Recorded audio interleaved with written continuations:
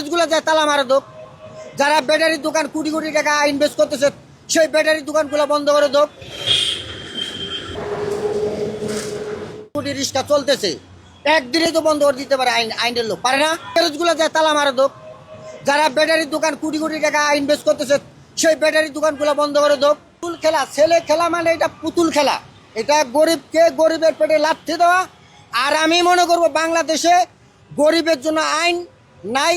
আইন দুই প্রকার, এটা আমাদেরও জানা আছে। আইনটা হইলো দুই প্রকার, একটা হলো গরিবের আইন অন্য প্রকার, আর বড়লোকের আইন অন্য প্রকার। আমি দেখি তো, আমরা দেখতেছি বাংলাদেশ আজকে না, আমার বয়স আল্লাহ রহমত আপনাদের দোয়ার সাথে কম হয় নাই।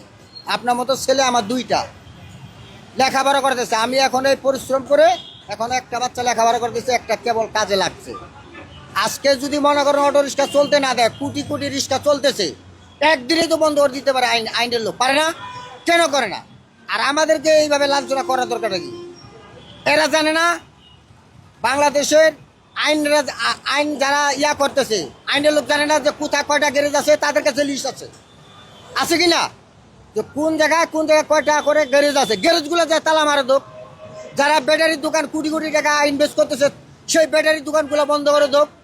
তাইলে তার কোনো কাহিনী হয় না, আমাদের কোনো যায় আসে না, আমরা পাবোই না গাড়ি, ব্যাটারি লাগাবো। আপনার দেখা মতো এরকম কখনো হয়েছে কিনা যে একটা মানুষ অনেকবার ডাম্পিং এর শিকার হয়েছে, টাকা দিয়ে আবার সে একই রিক্সা চালাচ্ছে? হ্যাঁ, চালাচ্ছে অবশ্যই। আমি মনে করেন 4 বছর থেকে গাড়ি চালাচ্ছি, 4 বছরের মধ্যে 5 বার গাড়ি ধরছে। ওই ধরলে 2 দিন 3 দিন পরে দিয়ে দেয়। আবার নইলে মনে করেন ওই যে অন্য জায়গায় ধরে, ওই যে 15-এর মাথায় ধরে, ওরা রেখার বিল 600 করে নেয়, নয় 1200 নেয়, নিলে গাড়ি 7-7